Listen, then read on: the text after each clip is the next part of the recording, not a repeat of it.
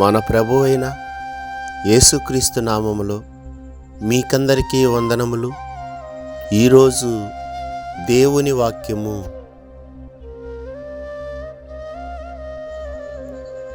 నా ప్రార్థనా మందిరములో వారిని ఆనందింపజేసేదను. నా బలిపీఠం మీద వారర్పించు దహన బలులను నాకు అంగీకారములగును. నా మందిరము సమస్త జనులకు ప్రార్థనా మందిరం అనబడును. యెషయా గ్రంథము 56వ అధ్యాయము 7వ వచనం. ఈ దినము దేవుని కృప మనకందరికీ తోడై ఉండును గాక. ఆమేన్.